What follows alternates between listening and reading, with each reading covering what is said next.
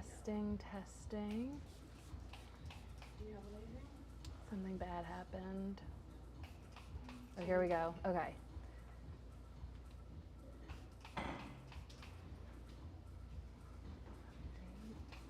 Hopefully this is going.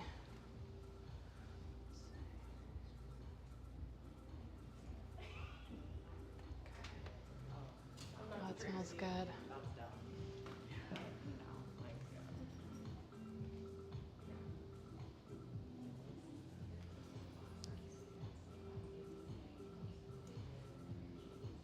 Oops.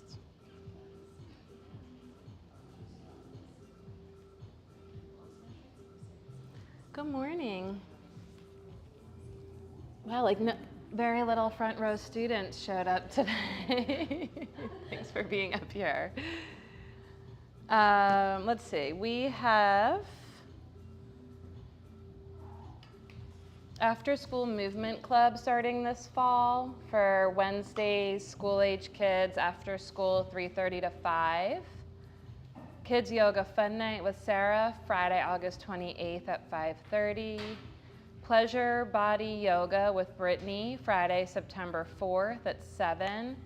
And our 50-hour yoga immersion with Adriana, Anisha, and special guests starts September. That's September, October, November, December, 1 weekend a month of yoga immersion, which also serves as the prerequisite to our 200-hour training if you decide you want to stay on, which is then like 1.5 weekends a month through June.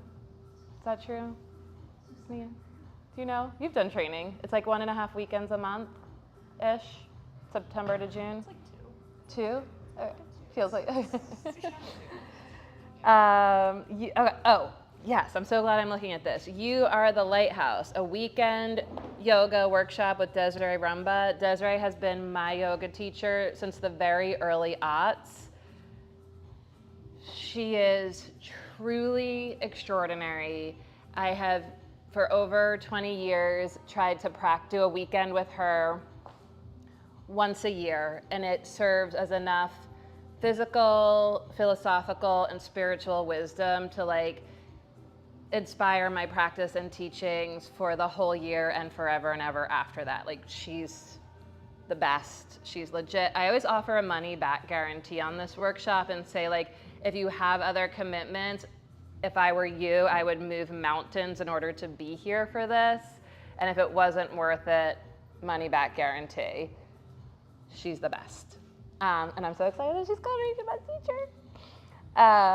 Breathe for Birth, breathwork, labor positions, partner support with Alyssa, Saturday, September 19th. And our 300-hour module, Advanced Teaching Techniques and Methodology for Yoga Teachers with Alex and I starts in September and is similar to that immersion format, 1 weekend a month, September, October, November, December. Does anyone here have any announcements? The music got groovy. Any requests?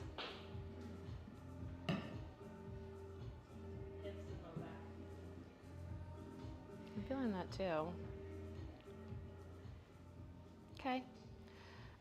If you have requests, feel free to call them out or call us over. Maybe no requests just yet because we're still just waking up in the body, but if something is revealed as we warm up and a request dawns on you, again, please feel free to call it out or call me over.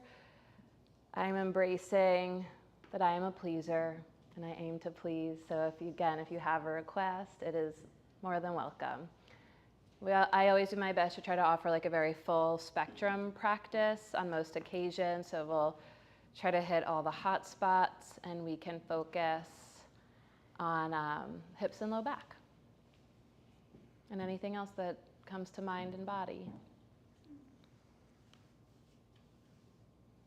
We're in an eclipse corridor. From the end of July until the end of August, we're in a portal. I don't mean to project, so it might resonate or not. It's very much a take it or leave it model of yoga.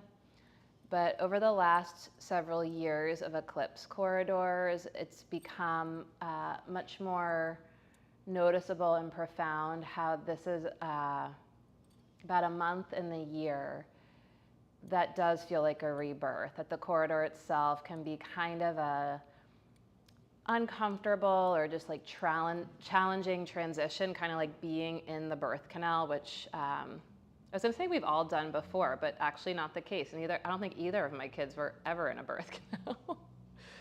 Huh. I hope they have some resilience for life. But it's like being in the birth canal, and like it's like these are transitions that serve us. Like they're not meant to necessarily be difficult or painful, although sometimes at times they may be. But the point is that when you come out the other side of it, there is like a recognizable shift, like something has changed. And this is a potent time to like get a little reflective around like the year of the fire horse, way back January, February-ish, like what is it that we are trying to build this year? What are we moving toward this year? How is the momentum being? And if you recall, like early in the year of the fire horse, it was like dawning on me that we actually practice in a stable, and that everyone was talking about how the year of the fire horse is like this year of momentum, but that actually horses spend the majority of their time together in the stable. And that like in order for the horse to have momentum, it's gonna have to like release what doesn't need to be carried. So it's like also like a year of releasing what no longer needs to be carried so that you have the momentum to move towards like whatever it is you want to see grow in yourself and your practice and your life. Do you remember all that? Like when we were doing, welcome to the new folks, by the way. My name's Mariel. This is Melissa. I just went like right in deep. Melissa's here to assist the practice. She'll be coming around. She'll chime in to teach some as well. It helps me get my like eyes and hands on people a little more deeply. And Camden's on the mat demoing for folks in the room and folks at home, because hopefully we're live streaming, although that got a little glitchy right before we started. I'll check, yeah. Sorry, so that's the intro. Everything we offer is take it or leave it. If you weren't here back when we were invoking the fire horse, that's what we were talking about. And I think that now we enter this portal and it's like, okay, how has the momentum been feeling? What have we released in service to that momentum? What are we still carrying that we don't want to take out the other side?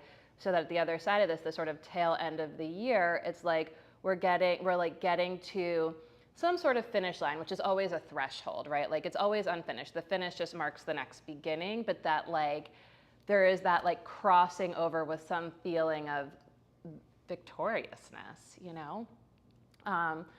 So I will make sure to blast the Fire Horse playlist today. There is some ASMR on it, trotting horses, fire burning. And just, you know, if not even for today's practice, like the physical practice itself is our modern version of a yajna ritual, a fire ritual, like way back prior to any kind of yoga as we know it. And during the Vedic time, the yogis were just like literally building fires and saying prayers. Okay, but how is this time on your mat building a fire and saying a prayer? Make yourself as comfortable as humanly possible. Can sit tall, lean back, or totally lay down on your back or side or front. Begin by making yourself as comfortable as humanly possible so that you can more fully arrive and settle. A moment to notice where you are and how you are.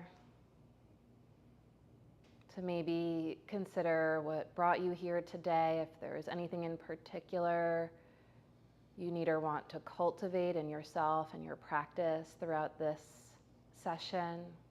That's like an intention for your practice. You can take a moment to consciously and courageously place it in your heart of hearts, that sacred inner realm. And in the absence of any clear intention, really whether or not there's an intention, Allow yourself to become more open, more sensitive, and receptive to whatever it is your practice has to reveal to you today. Look for the breath, and just by turning the light of awareness to your breath, notice if and how naturally the breath deepens and expands in the light of your awareness. And as you invite a slower, deeper, fuller breath in and down, let it fill you up to the brim. And as you exhale, let the breath pour out of you slowly, completely, and fully. The entire physical practice of yoga is first and foremost in service to the breath, to the gift of life that fills us, surrounds us, and connects us to each other and all that is. Physical practice is an opportunity to align ourselves, engage ourselves, and stretch ourselves through aligned engagement so that the gift of life that each breath offers can flow in us, as us, through us, from us, more deeply, more fully, and more freely. Draw the breath in and down, and as it fills you up, the breath ignites the heart. And the indwelling splendor of the heart has an opportunity to inform and illuminate the faculty of your mind, the Jnana Shakti, and the agency of your body, the Kriya Shakti. And here in this gift of conscious breathing embodiment, we'll bring the hands together at the heart. If you're reclined, it might be palm over palm at heart center. Seated, maybe palm to palm in Anjali Mudra. And if you're on your side or on your belly, it might just be dialing the light of awareness in the direction of the heart. Connecting to the heart, where the voice of the true teacher resides, never further than the breath, the source of supreme love and divine wisdom, always present, intrinsically peaceful, utterly powerful, and luminous.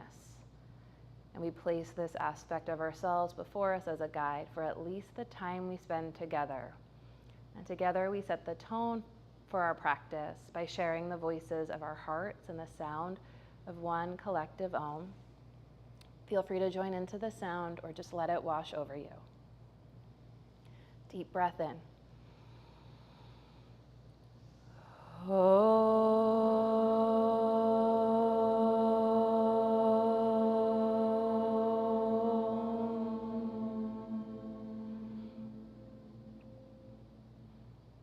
Bow to your heart, always present, intrinsically peaceful, utterly powerful, and luminous, and as best you can, keeping that connection inward unwavering. Release the hands and blink open the eyes. And let's come onto all fours to start in a tabletop position. You can feel free to pad your knees with a blanket. Hi, that's okay. Well, it starts when you get here.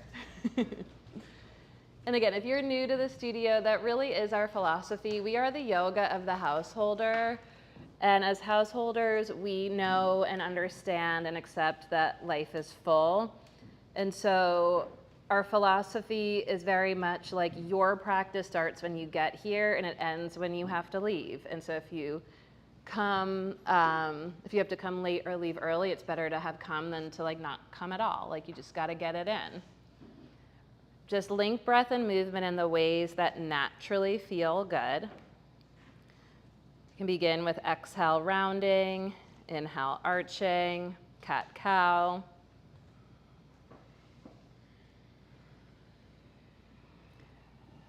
The cat is Durga's vehicle. The cow is Shiva's vehicle. Ride the breath. Notice what you feel, how it feels where you feel it.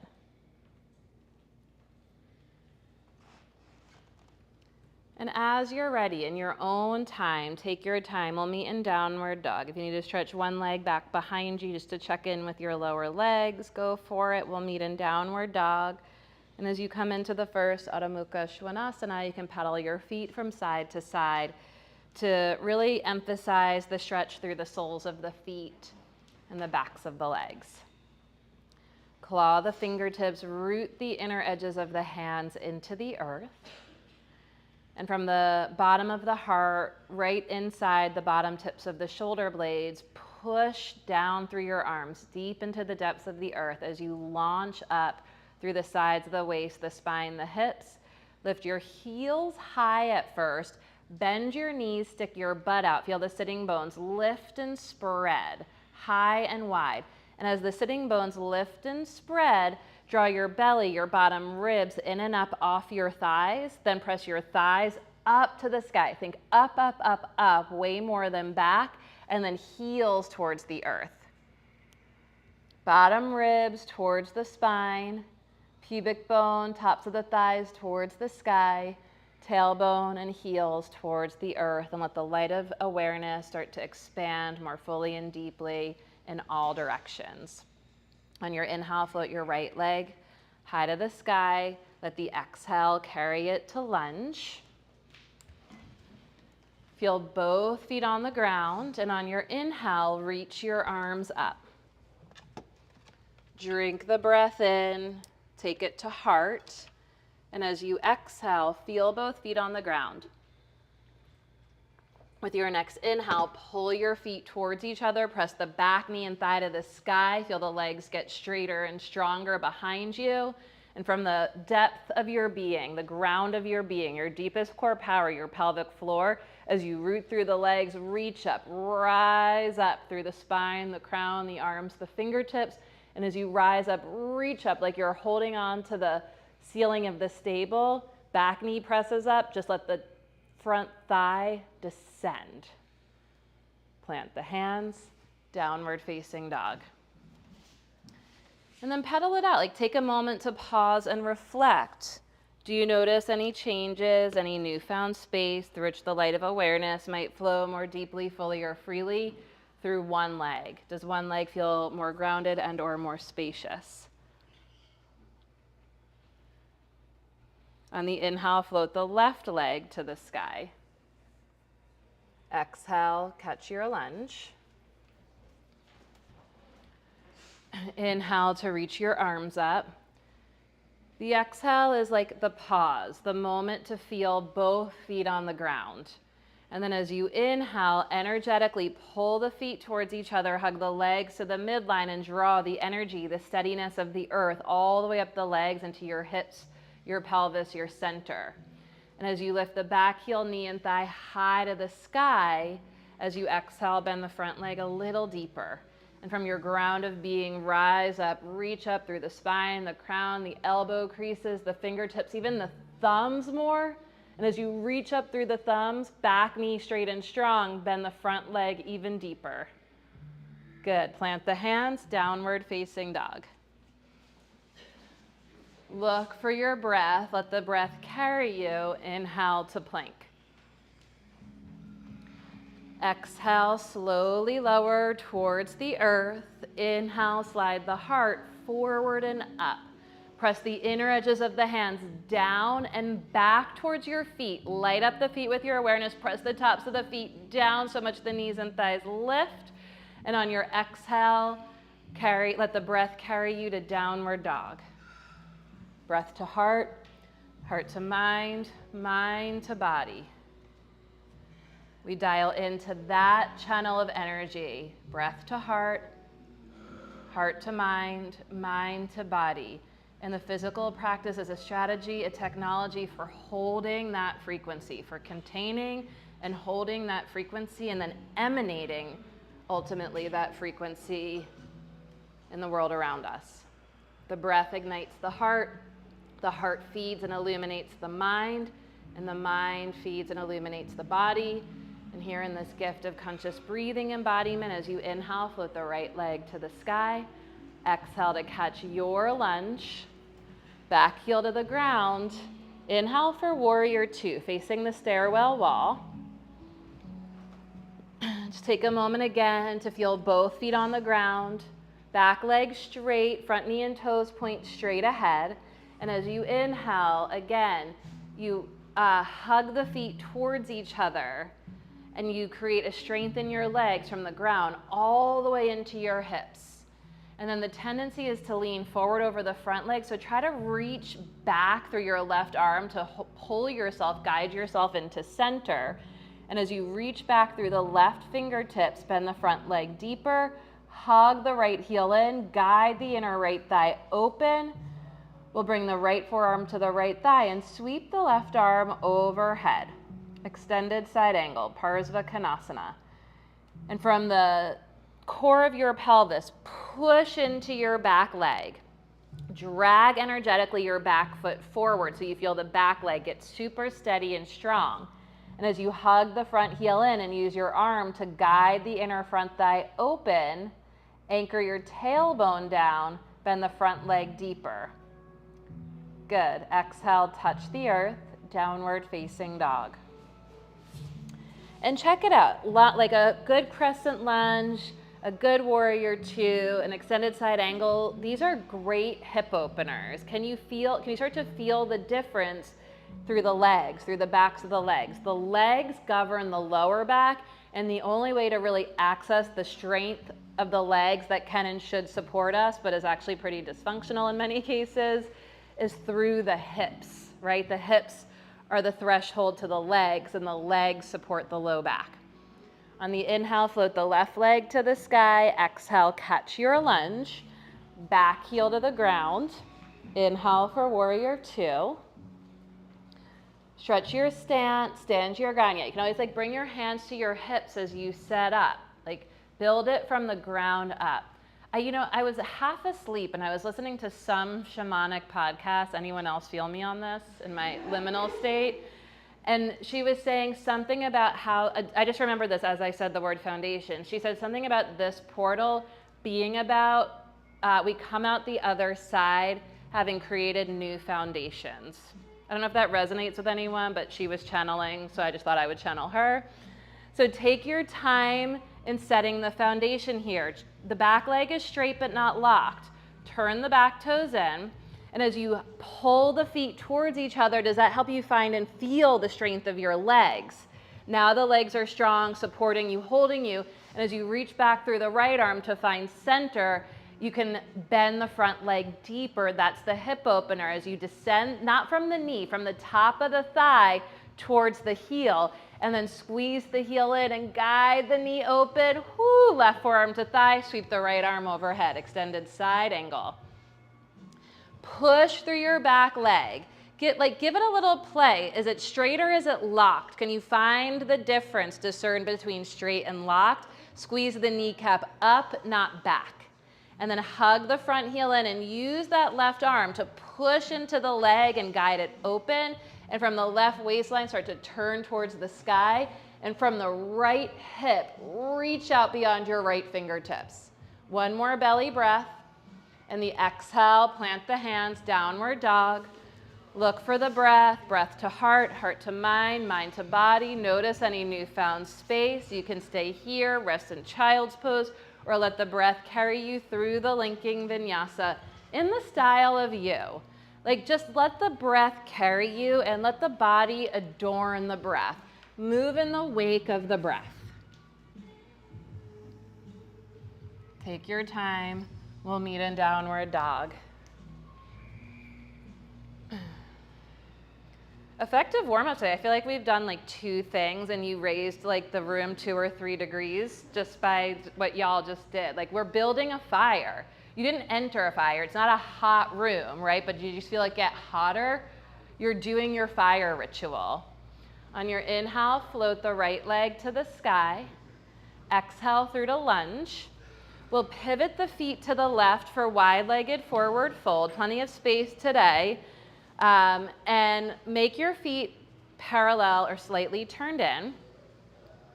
Put a little bend in your knees, and can you reach, bring your hands to your outer shins and calves, okay? And with the heels heavy, squeeze the shins in, press the calves forward, almost so that it feels like you're tipping forward into the balls of your feet. And you're gonna counterbalance, it should feel like you're almost tipping forward. Counterbalance that by pressing not your knees, your thigh bones back. You can even put the heels of your hands, if you can reach behind your calves as like a break or a boundary on your calves. Press your calves forward, not back. Calves press forward, thighs press back. And that's a hip opener. The calves forward, the thighs back opens the pelvic floor. That and only that action creates the space for the tailbone to anchor.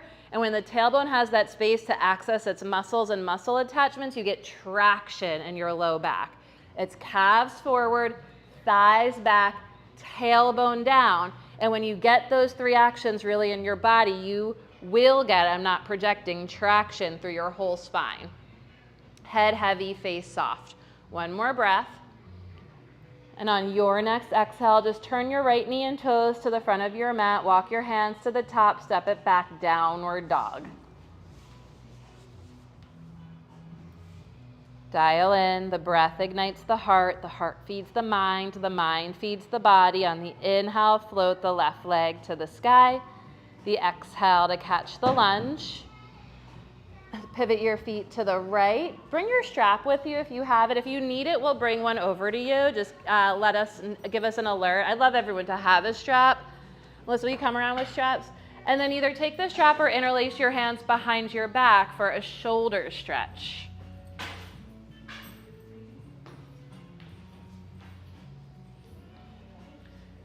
Okay, so now we don't have the hands bracing the legs. This is a little trickier. We're rocking back into our heels. And the hips are swaying back. This is not good for our hamstring attachments. So just find an easeful shoulder opener here. Elbows soft, shoulder blades together. And now bring your awareness to your bottom half, your foundation. Bend your legs a little bit. Keep the heels heavy as you tip into the balls of your feet, like you're tipping forward. The legs are bent. That's going to help you get into the balls of your feet more, like you're going to tip over or look over the edge of a cliff or a diving board. And now to brace your center, rather than pressing your knees back, keep your knees where they are, press your thigh bones back. Okay, and as your thigh bones press back into your hamstrings, anchor your tailbone towards the core of the earth. And when you get those actions, you will know, because you'll get traction. It'll feel like elasticity through the spine, like bungee. The head heavy like an anchor, the tailbone anchored, and then the whole spine extends. As you inhale, pulse, hug the feet to the midline, reach the arms to the sky like a steeple. And as you exhale, root through the legs, let the arms get heavy overhead like branches, wet branches. And as you hug the shoulder blades together, try to pull the hands apart. One last breath. Exhale to release. Turn the left knee and toes through lunge. Take it back to downward dog. Pedal it out in dog. Rest in child's pose. Or once again, let the breath carry you through the linking vinyasa in the style of you. Melissa, remind me in this moment that I'm thinking we should break down linking vinyasa as we transition into fall, because it's a transition. Oh, sorry, I didn't mean to interrupt. My eyes were closed.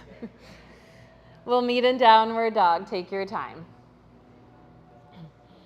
With your next exhale, we're going to step the left foot to lunge or pigeon. Yogi's choice, lunge or pigeon. We'll need our blocks. Lunge or pigeon. If you're in lunge, let's have the blocks inside the front leg. If you're in pigeon, let's have the blocks high, framing the hips.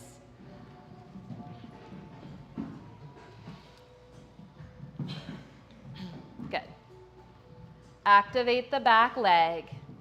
And as you press the back knee down into the earth, hug it to the midline and drag it forward. And as you activate the back leg, feel how the back leg lifts you and supports you. You press the back knee down into the earth like there's sand, like you're like pushing sand with your knee to the midline and then dragging that sand with your knee to the front of your mat. Can everyone feel that? And then as you activate the front foot in some way, shape, or form, it's in a precarious position. If you're in lunge, you just press the front foot down and back, you'll get it. If you're in pigeon prep, you're trying to flex the front foot and lift the outer ankle off the floor. It's action over form, so that might not actually happen, but you can Imagine the action. Tack the left hip crease back. In either form, the action is the same. Left hip tacks back, right hip wraps forward. And now we bend the back leg, and with your, most people have right leg back, right hand for right foot, unless it's the other way. For a thigh stretch, shoulder stretch. Press the back knee down and forward, draw the right shoulder up and back. Activate your back foot. And as you press the back knee down and forward, right shoulder up and back, can you push into the block or the left thigh to draw your left shoulder up and back? Maybe take flight, left arm to the sky. One more breath. Brow soft, jaw soft. Drink the breath in. And as you exhale, whisper, release the foot, the hand, take it back to downward dog.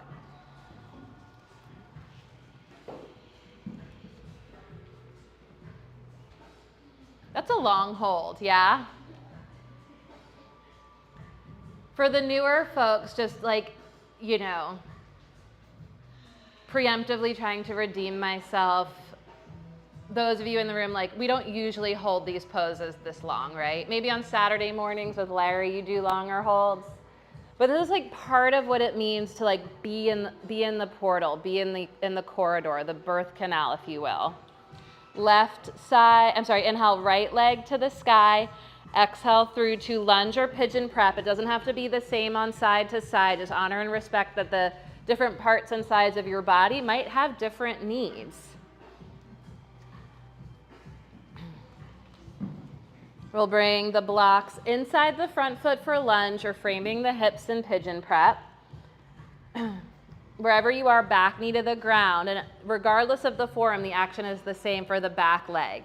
Imagine you're in sand, and the left knee is pressing down into the sand, squeezing the sand to the midline and dragging it forward.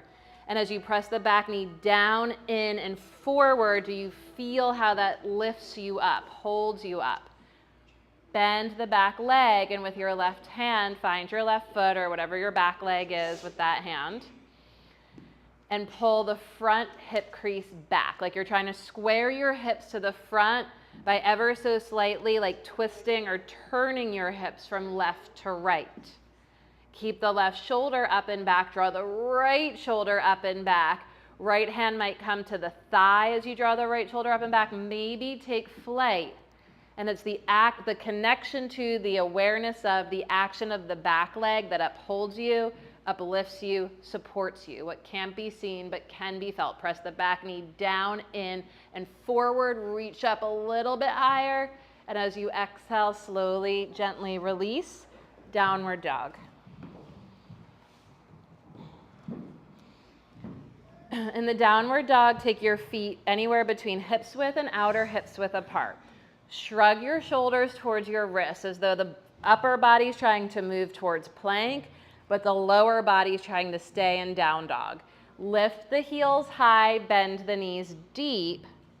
KP, you can walk your hands to the top of your mat more. It's gonna feel way different. No, but not your feet, just your hands. Okay, that's called a stretch.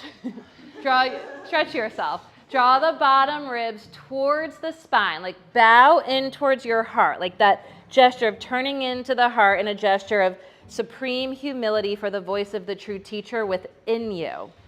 And as you bow to your heart, keep your armpits, your arm bones lifting up. And can you keep that connection, like you're gazing in, looking in towards your heart now as you look forward towards your fingertips without losing that connection inward? Yes. Okay, so try not to lose that. Keep bending the knees almost to the mat. If you lose the connection to the heart, just look back in for reference so that the bottom ribs are, when you look to the heart, the bottom ribs are on. Knees almost to the floor. Stick your butt out. Lift and spread the sitting bones, the butt cheeks, like the butt is smiling. Notice if the knees are knocking in. Hug the feet towards each other. Press the knees out. Press your thigh bones to the sky to straighten the legs. And then anchor your heels towards the earth for one breath. And rest, child's pose. How was that, dog?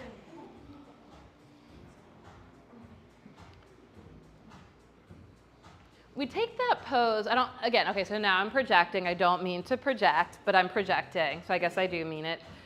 I think we can take that pose for granted. Any questions, comments, concerns, conundrums on that down dog we just did? Is anyone like willing and excited to visit that version again, or are we just gonna like leave an imprint there for now? You wanna do it again? Yeah. So because those actions, that is the key to the lower back. There is no, I don't say that's not true, I say there's no pose like down dog. Down dog is one of the greatest poses for strengthening, supporting, releasing the low back if it's done well. And then all of our like chronic habitual patterns of misalignment will show up in our down dog, and so that's the way we normally do it, right? Yeah. Yes, yeah. So the key to the wrists in down dog is the inner edges of the hands. And if the wrists are hurting, I would gamble that the inner edges of the hands are uplifting.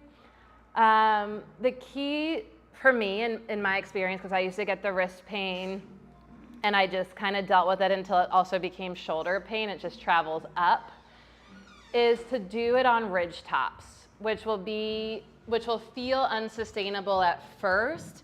But if you have wrist pain in down dog and you commit 1 year of practice, again, it's like not one size fits all, I'm speaking generally, but if you commit about 1 year of practice to ridge tops, you will see yourself progress. Like you will get so much stronger in your wrists, forearms, shoulders, upper back, and the wrist pain goes away. The wrist pain is because whenever we're weight bearing on our arms, as we are in downward dog, the weight is crashing down into the wrist crease and all the weight is going into the heels of the hands. Kind of like when I talk about the wide-legged forward fold, it's hard to notice that all the weight's going back into the heels. Can you feel how I'm like inviting you to shift the weight into the balls of the feet, and it sort of redistributes your weight and it dials you into center, which might feel kind of weird and unfamiliar. Like we're not super familiar with our center because culture, right? So too with our hands. The weight falls into the heels. We want to get the weight into the, called the metacarpals and fingertips, which is really hard to do. And so the best way to do that is to just lift the heels of the hands, clear up off the floor, which completely eliminates the wrist hinge. So it'll look like this. I'll just be demonstrative for a moment. Thanks, Camden. It depends on the flexibility of your carpals. So for some people, ridge tops will look like this. Everyone can come on all fours and try it. Just come into tabletop position and lift the heels of your hands up. Yeah, that's why your wrists hurt, because that part's not strong. And then if the flexibility isn't there, try fingertips. Better for you, yeah. And then as you lift the fingertips up, shrug the shoulders and melt the upper back. Yes, that's where, and not down. If your weight, okay, sit back for a second because I'm in my 40s now, so I've started weightlifting. The universal principles of alignment that we do in this style of yoga do not translate to all like fitness and movement modalities, okay? The way we do it is to sustain our yoga practice. So if you're doing strength training or other modalities, hopefully with like a very wise, experienced, knowledgeable guide, they might have you like pull your shoulders down to like compact the strength of your center. We're always trying to expand the center because this is the container for breath, and we want to maximize, optimize, enhance our capacity for breath. So you'll hear me say like float the shoulders up and then melt the upper back in, something like that. I'll show it in a moment. But it's not up, back, and down as it is in other, it's just up and back, no down, okay? If you go up, back, and down, you're gonna end up with like rotator cuff issues. So just up and back, because we just wanna like line up the head of the arm bone with the shoulder socket right there. So come on all fours, lift the heels up. So we call this ridge tops, mountain tops as fingertips, and it just depends on the flexibility of your hands. And as you shrug the shoulders up, melt the upper back, and try to keep the heels of the hands lifting as you come into downward dog.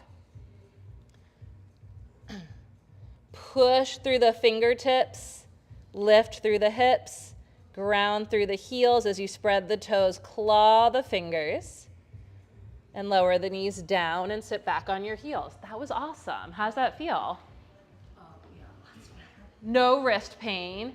You will eventually, as you practice, if you commit to that, you'll get like muscle burn, you know, in your, can anyone who's practiced with me for a long time speak to this journey more recently than me? Has anyone done ridge tops? I still do it, like, Yeah. I did the journey and then I still will do it. Yeah. But I'm doing hammer dog to remind myself to Not drop in the wrist. Was it hard at first? Yeah, it's like so, it seems so unsustainable at first. I used to do it like when I was in my early 20s, and my arms would do that like jackhammer thing. Like they would like literally be like this, because you're just waking up. Like we think of core muscles as like here, but every muscle region has core muscles. And when you line it up, you awaken those deeper core muscles, like literally the shit that holds us together deep, deep, deep inside.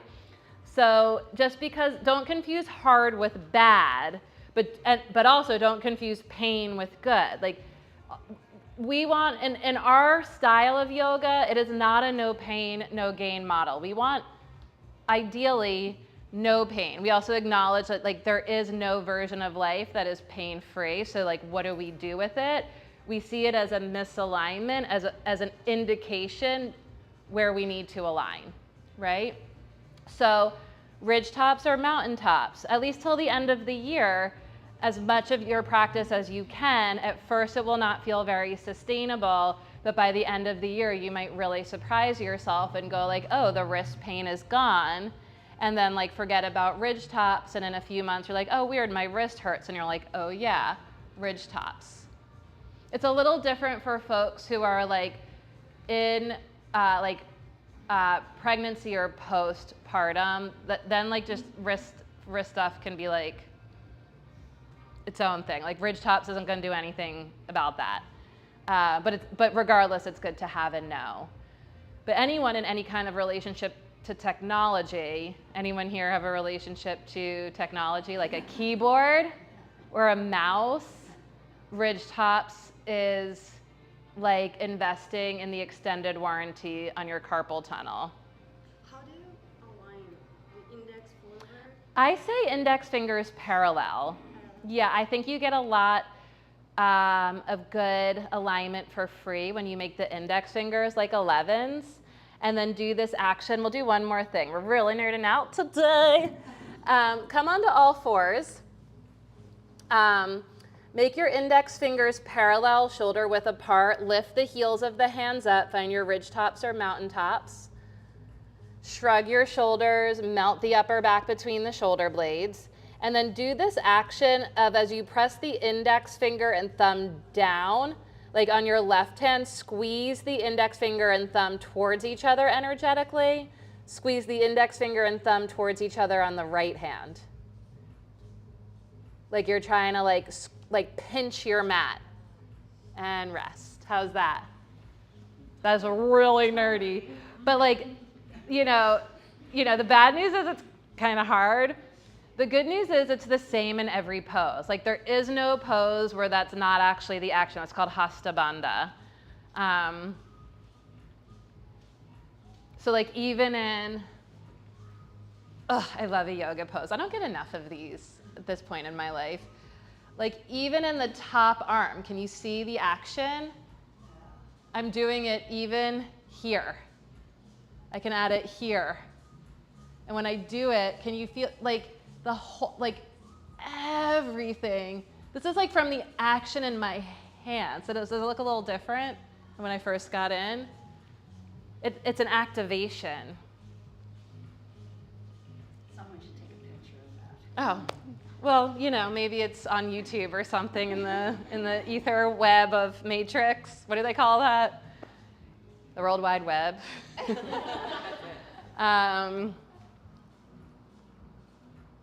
Gonna try it? Let's go like this. Or, I'm sorry. Can someone find the thread? Are we balanced on two sides right now, or do we have a second side to do of something? We're going to do the second downward dog with the knees bent. That's where we were going. we were going to another downward dog on ridge tops. You're a yoga teacher? Oh, well, you should be, because that was like really helpful, right? Sorry, not to should anyone I don't even know, but girl. Okay. I got you. Come on to all fours. Can you talk a little bit more about the shoulder thing? Yeah. I feel like my chest is like collapsing. Yeah, let me talk about the shoulder. So come on to all fours in a tabletop position. The hunger today, I love it. We have all day, right? Just kidding. Lift the heels of the hands up. And see if you can find that action of hugging index finger and thumbs towards each other on each hand. Walk your knees back so they're a little bit behind your hips. And then I don't want to use the HAT word, but I really dislike that I use this word shrug so much. And I say it out of a little bit of because it's effective and maybe laziness on my part. It's not actually a shrug. We want to use the breath to lengthen from hips to armpits. So much so that it's the breath bringing the shoulders in line with the base of the neck. Of which, when you shrug, you get that for free, but it's not coming from the breath. And so it could add quite a bit of tension and bulk in your upper traps when you just chronically shrug. So do some combination for yourself of doing it with your breath and shrugging as little as possible, but as much as you need to get your shoulders in line with the base of your neck. Look forward so your head is in line with your spine. And now very slowly and carefully bend your elbows out to the sides, like you're gonna elbow the person on either side of you. Notice if the head drops, keep your head in line with your heart. And as you, bend your elbows out to the sides, and can you feel how the shoulder blades keep bending, yeah, bend. And eventually the shoulders, we're gonna come onto the back from that action. Feel it starts to activate the shoulders. And as the shoulder blades come onto the back, draw your bottom ribs towards the spine. Good, and without changing anything in the center or the upper back, start to push your arms towards straight. Yes, feel that? Head in line with the heart. Sit back on your heels.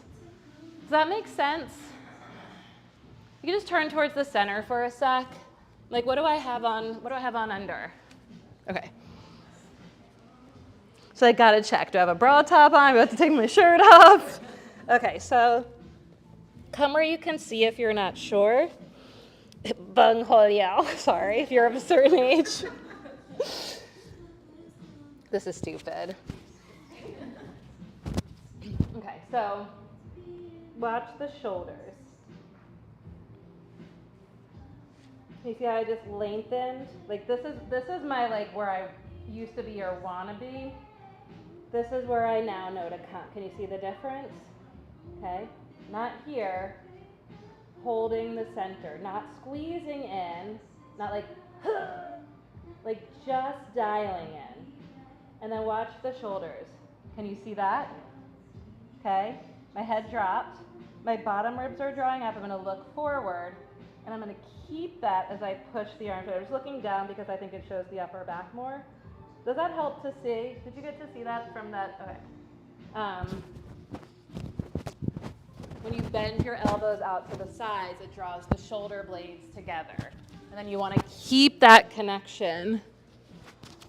Oh my God, I feel like my daughter right now. I'm like, Mommy. So my kids get it, I guess. You want to keep that connection to the center. And then let it be, let it move. It's not constrictive, it moves, but you keep dialing into the center. You wanna try it? From tabletop, we're gonna get to a down dog this time. From tabletop position, index fingers parallel, shoulder width apart, lift the heels of the hands up. Walk your knees back a little bit. Use the breath to lengthen through the sides of the waist from hips to armpits, shoulders in line with the base of the neck. Bend your elbows out to the sides. A lot. Try taking your hands wider if you feel stuck there. Hands can go as wide as the mat, friends. Little fingers can hang off the edges of the mat. Keep bending your elbows out to the sides. You will find the connection. If you haven't found it, keep going. Heart forward as you bend the elbows. Good. And when you feel the shoulder blades slide together, right there, hold that, push the arms straight. Good. Keep that. Start to lead with the pubic bone towards your heel. So your hips are moving back towards your heels, but you're leading with the pubic bone towards the space between the heels. Lift your knees an inch off the floor. Woo! Lift and spread the sitting bones, butt smiling, think full moon action. And now start to press your thigh bones up to the sky and your heels towards the earth. Becky, gorgeous. Let the light of awareness fill all the space in between on the currents of the breath. Inhale to plank. Heels of the hands lifting. Heel of one hand lifting. Heel of the other hand lifting. Lower to the earth. And roll onto your back. If while up on ridge flaps, you're getting it in the wrist more. Yeah. Try bringing your thumb a little, yeah, or like maybe the thumb is overspreading. Maybe try to like not overspread. See if that, just come in and see if that changes it a little bit.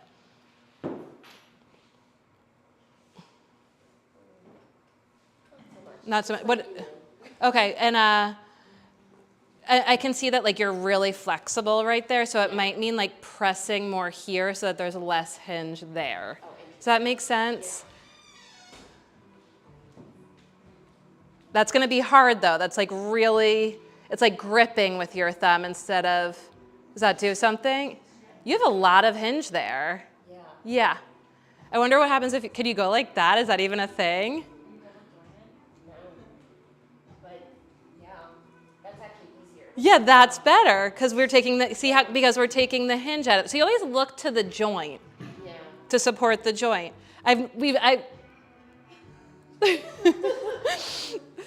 Just for Becky. Down my thumb. Yeah. Yeah. Yeah. It's your thumb. Yeah. So ridge tops, no thumbs. It happened here, folks. You were here. Okay, come onto your back. Knees bent, feet on the floor. So some of the ways we can support the lower back here, the most common popular way is holding a block between the thighs. We're gonna go into back bends, and back bends are great for the lower back if done well.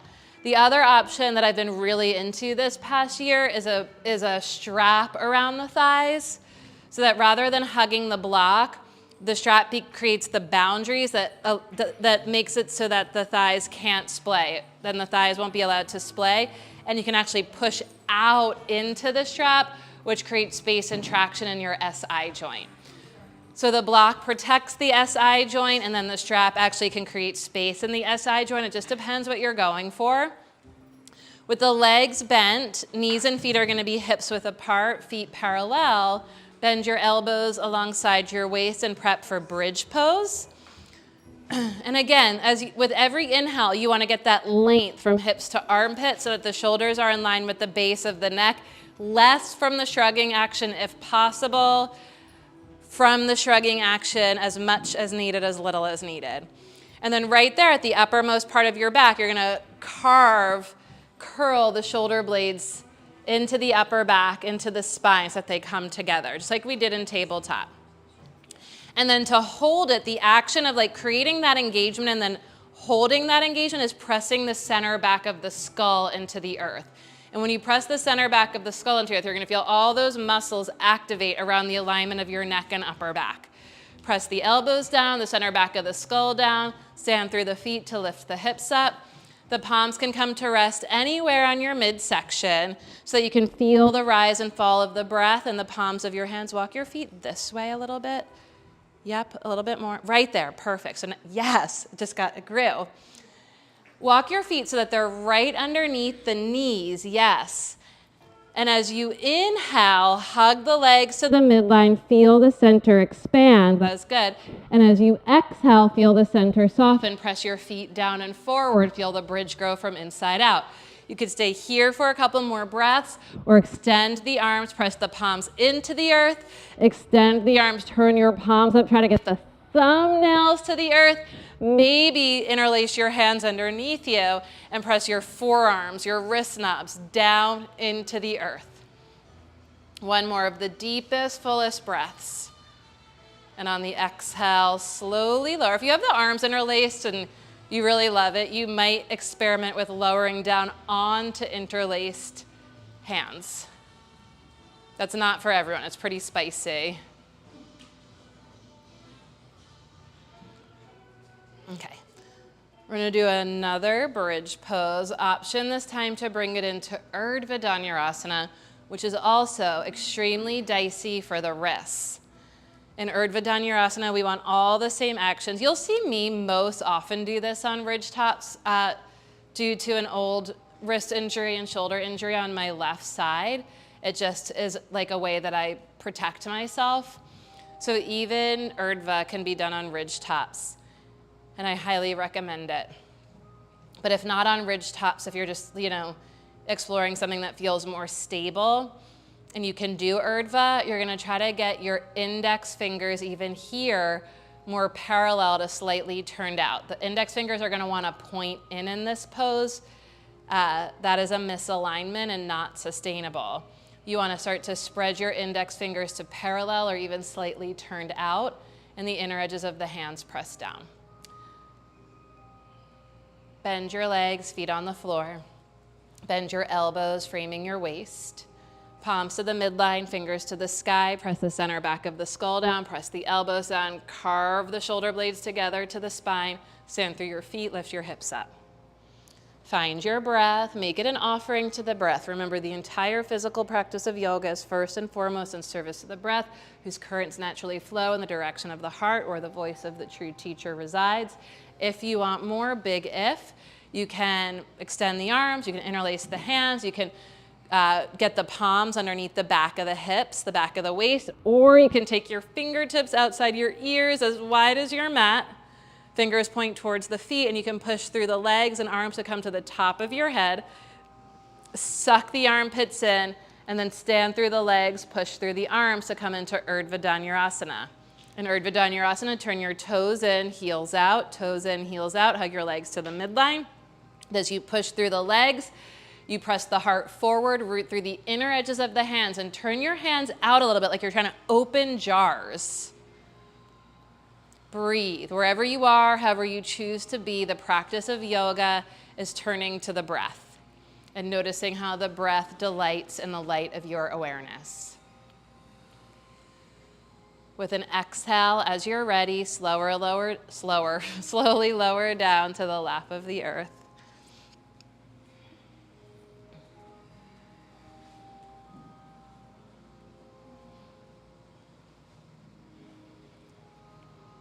What do you want to teach?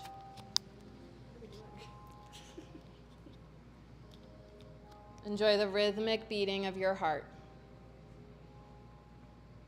Okay, the best thing after that is a downward dog. So take your time, roll to your right, we'll meet in downward facing dog. How do you feel about pigeon prep to a brief, like not a held forearm plank, to dolphin and back?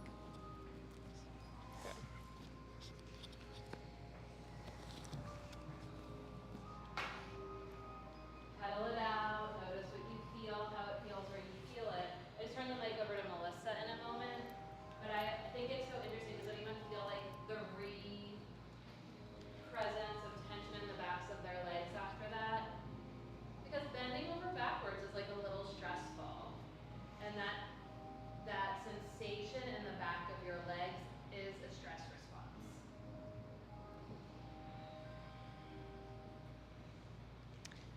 Inhale, your right foot lifts up and back. Exhale, bring your right knee all the way through to pigeon prep.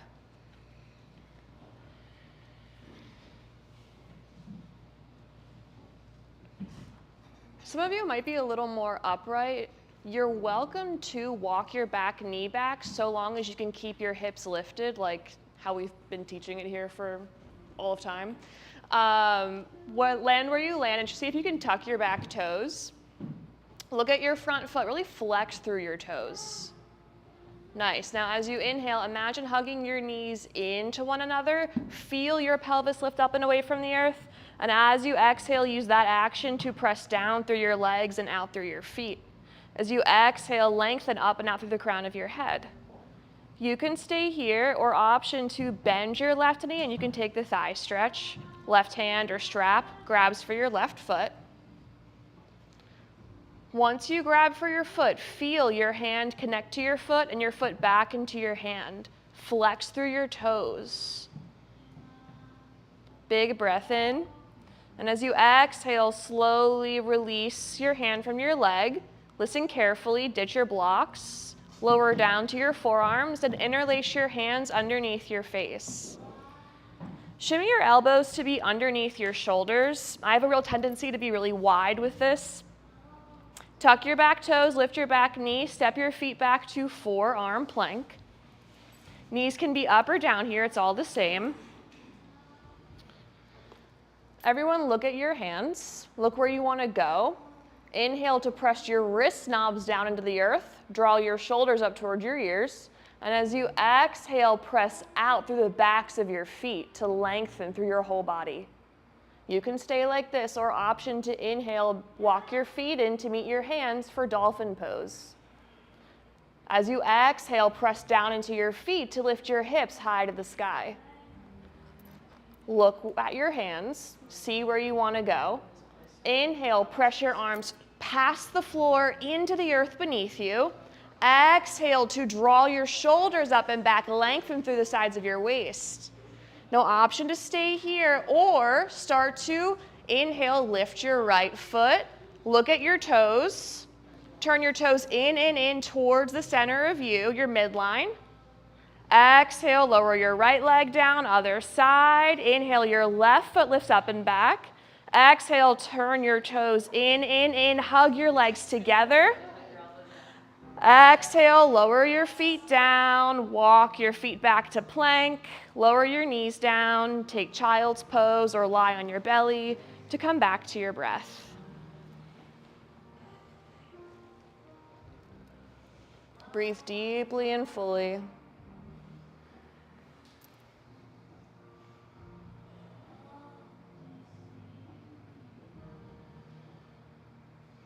When I listened, like I just got such a sweet taste of like, there's like the yoga of Mariel and there's the yoga of Alex. They're very different, but now I feel like there's this lineage of teachers that have like a hint of both of us.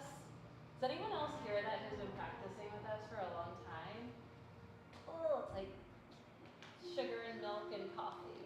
And you know where Marielle and Alex are going to be teaching in the fall? The 300-hour advanced training for anyone who wants to sign up. I can hear it though, it's so sweet. All right, press down through your hands, lift yourself up. Come back to downward facing dog. We have another side to do, so take stock of what you need to get yourself through, to sustain your practice.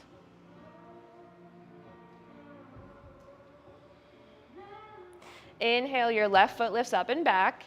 Exhale, bring your knee all the way through, pigeon prep. Set yourself up as needed. It might feel a little different on this side, that's okay. I recommend your hands on blocks to help support you as you lift upright. Feel free to walk your back knee back. Then land where you land. Really feel your legs on the earth. As you inhale, hug your knees in towards one another. Imagine you could like bunch up the mat between your knees. Use that to keep you upright. And as you exhale, look down at your rib cage. Low ribs in, shoulders back, head back on top of your shoulders.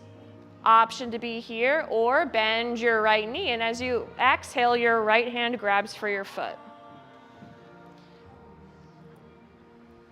Your left hand can stay on the block, or if you feel strong and steady, inhale to hug your legs into one another, lift up and away, and as you exhale, your left hand reaches up towards the sky to take flight. Big breath in. And as you exhale, slowly release your hand from your foot. Move your blocks off to the side. You know what's coming. Lower down to your forearms. Interlace your hands underneath your face. Shimmy your elbows to be underneath your shoulders. Tuck your back toes, step your feet back, forearm plank. You're welcome to take your knees down here, whatever you need to sustain this practice. Look at your hands. And as you inhale, press your arms down into the earth. Draw your shoulders up towards your ears. As you exhale, press out through your legs and out through your feet. Keep your hips in line with your shoulders. Option to be here, or inhale, walk your feet in to meet your hands for dolphin. Land where you land, then look at your hands. Inhale, press your wrists and elbows down into the ground. Exhale to lengthen from your shoulders up towards your hips as you send your butt up towards the sky. Option to be here, or inhale, lift your right leg, and as you exhale, turn your toes in, really scoop in your belly. Breathe. Exhale, lower your foot down, other side. Inhale, your left foot up and back. Exhale, turn your toes in towards your left knee, or whatever your other knee is. We're on different sides. Exhale, lower your feet down. Slowly walk your feet back. Lower your knees down. Take a moment of breath. Child's pose, lying flat on your belly.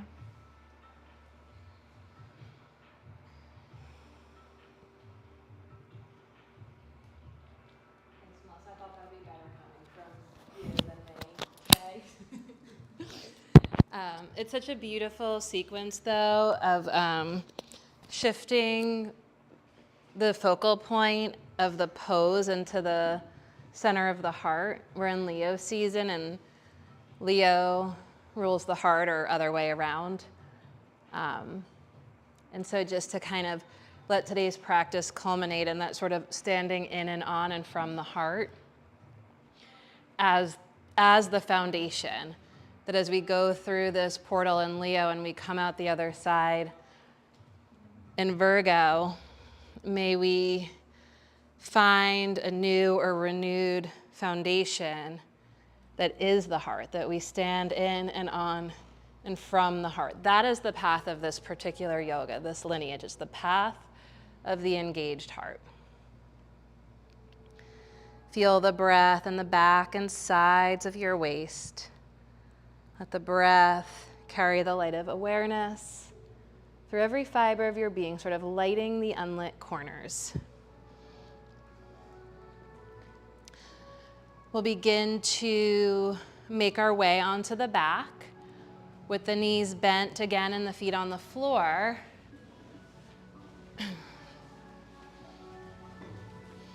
So again, similar to downward dog being one of the best low back releases after back bends, one of the best poses for shoulders, neck, and low back is supine twist. It's like a multivitamin yoga pose.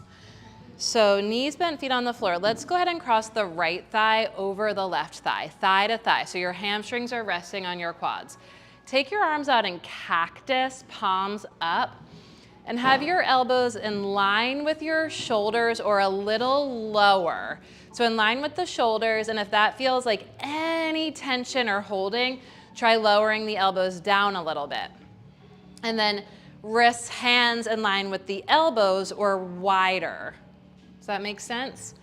And now with the deep cross, shift your hips to the right, and as you exhale, lower the knees to the left. Thigh over thigh, so it can be like a deep cross. No space between the thighs. And then as you lower the knees to the left, notice the knees are more or less in line with the hips here. Some of you could take your knees higher, some of you lower, and just experiment a little bit with where your knees are, like more than less in line with your hips. And now, as you press the left elbow down, lift the left hand up a little bit and make a fist. And press the left elbow down to leverage a twist from your left waistline to the right. Twist yourself, wrap yourself around yourself, and try to get the right shoulder to feel a little more grounded, a little more connected to the earth. And then option is to keep the head right in neutral, steady, in line with the heart. The gaze can roll to the left, or from neutral, you can take the center back of your skull a little to the left, and then turn your gaze to the right so that the twist goes from the floor of the pelvis all the way up through the crown of the head. There should be like there's no need here for any unnecessary tension. So if the neck is like, this is a little cricky, just come back to neutral. Belly breathing. Let the breath massage the viscera.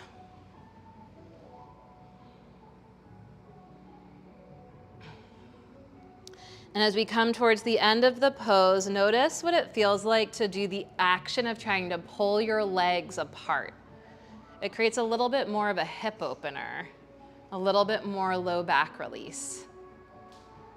Inhale to center, head first, legs follow. Uncross, stretch the legs out long, reach the arms overhead. Full, deep, deep, full breath in. Take it to your depth, let it fill you to the top. And as you exhale, let it pour out. A release. Bend your legs, feet on the floor, legs together. We'll cross the left thigh over the right thigh, no space between the legs, thigh over thigh, hamstrings to quads. Scoot your hips to the left, lower your knees to the right. Go slow. Arms out in cactus. You can lift the right hand up a little bit and press the right elbow down to leverage the twist from right waistline to left shoulder. Try to anchor the left shoulder into the earth. And keeping that, the head can roll to the right, stay in neutral, or the center back of the skull shifts a little to the right and the gaze turns to the left. Belly breathing as you are, where you are. Make it an offering to the breath.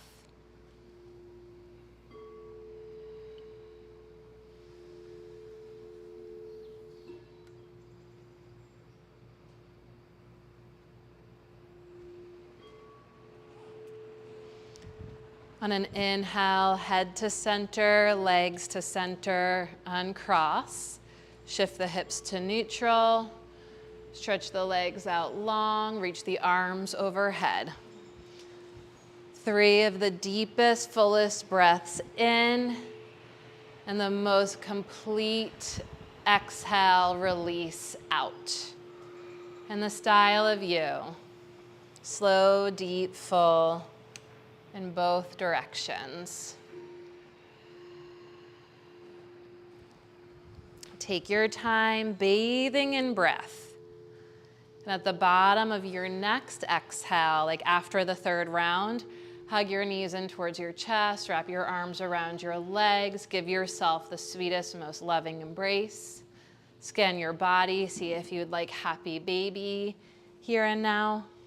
You could thread the arms between the legs, hold the outer edges of the feet, ankles, or shins, and gently rock from side to side, massaging the low back, the back body in to the lap of Mother Earth, where we are all deeply connected.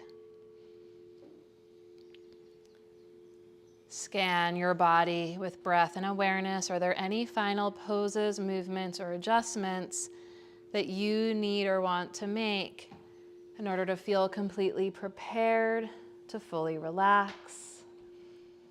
You can feel free to take a few moments to roll any part of the body if you're familiar with that practice. Feel free to add or remove layers, add or remove props, drink some water, let your hair down, put glasses safely off to the side.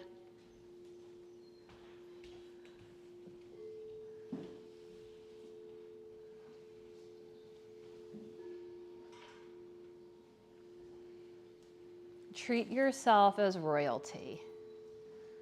Are there any final poses, movements, or adjustments that you need to make, that you could possibly make in order to make yourself more comfortable?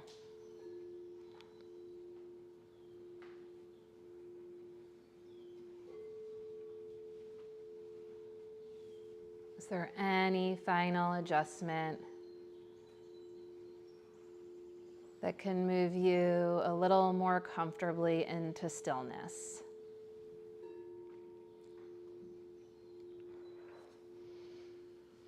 And as you spread yourself out on the altar of the earth, make of yourself the sweetest, most wholehearted offering to the breath.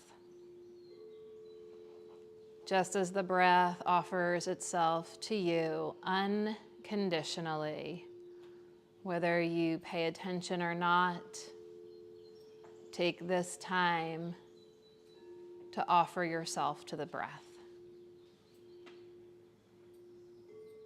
Observe the breath as though a great dancer, and watch as the breath flows in, down, fills you up, and watch as the breath flows out, emptying from top to bottom, filling from bottom to top.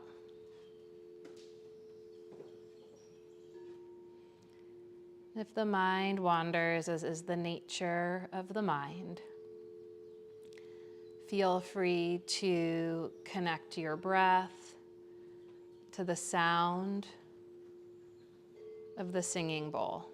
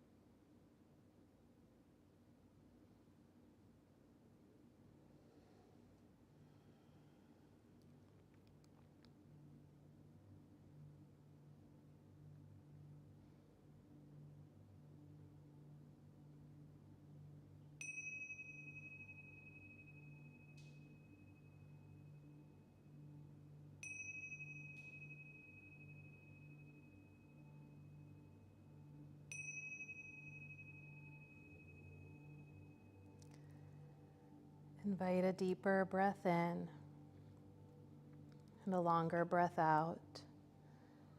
As you deepen the breath, feel how naturally the breath deepens you.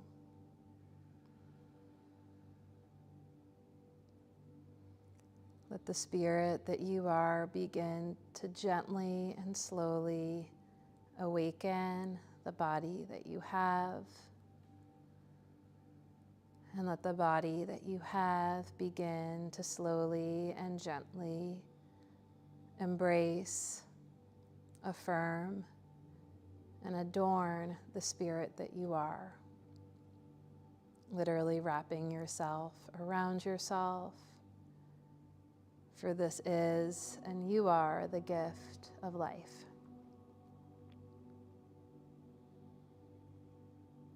Feel the unconditional support of the earth beneath you. Find yourself here and now in a stable, in a refuge, in a sanctuary.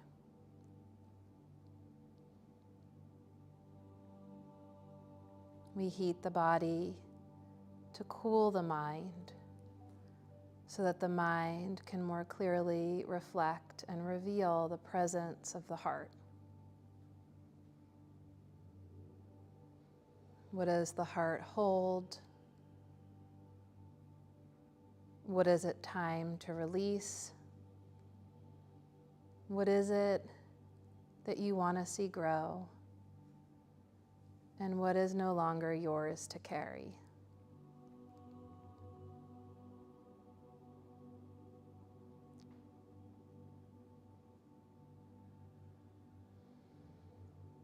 And may we move through this portal this next few weeks and out the other side with renewed, refreshed momentum. What does that feel like, and what does it look like for you?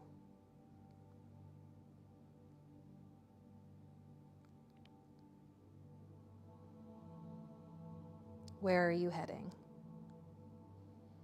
What version of yourself are you moving towards?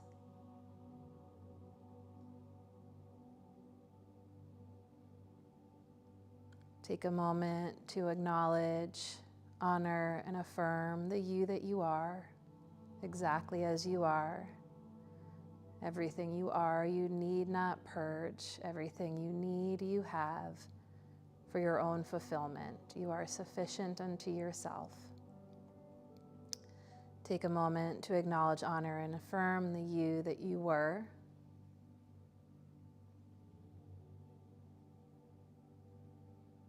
And a moment to acknowledge, honor, and affirm the you that you are becoming.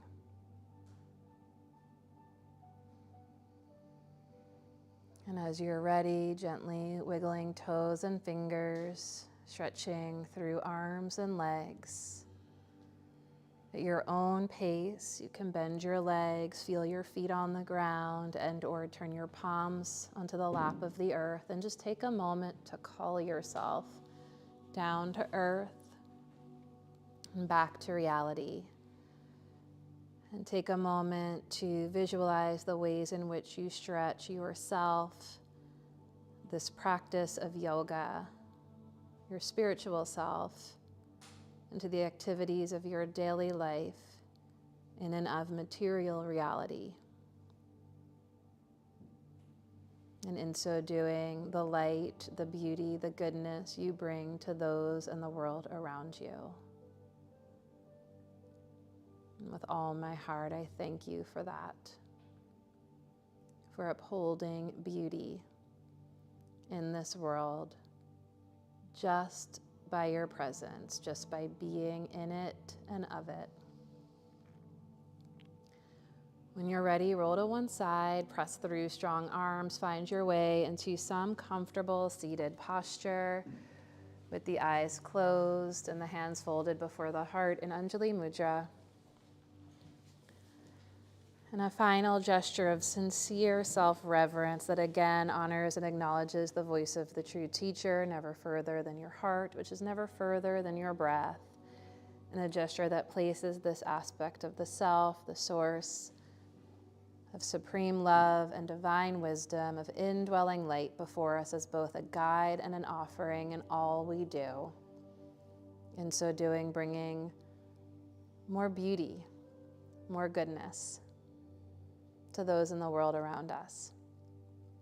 As you bow to your heart again, I bow to every one of you. Thank you so much for your practice. Thank you so much for your presence. And more than anything, thank you for all that you are and all that you do every single day of this life. Thanks, everyone. Thanks, y'all. I was on time today. It's miraculous. It's a miracle. Thank you. Thanks for coming. Announcements are immersion starts in the fall. It's a great way to just go deeper in your practice and bathe in the teachings, the philosophy, the yoga, like all 8 limbs of yoga, including asana. We're going to River Mountain Yoga Retreat Center, which is about a 3 to 4 hour drive from Philadelphia, sort of over and down towards Maryland in the PA Allegheny Mountains. This is in November, intentionally timed to be right before holidays, right before Thanksgiving and holiday. I know for me, I definitely spiral during that time of year, so I really wanted this time in nature.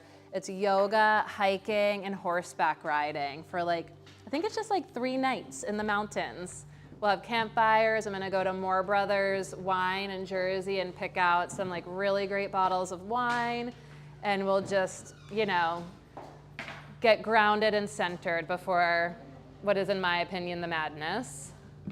And then we're going to Mexico for fitness and yoga retreat in February 21 to 27. Me and my trainer, Katie Gold of KG Strong, we collaborate on this annual retreat in Mexico. And Mallorca is live. There's just other people who have a bit of a head start on it.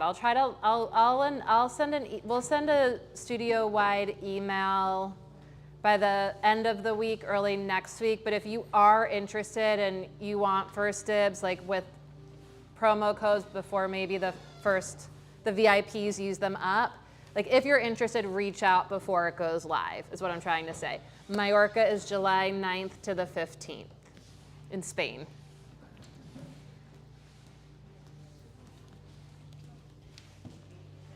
And sign up for Desiree. Look at your calendar. She's September 18 to 20.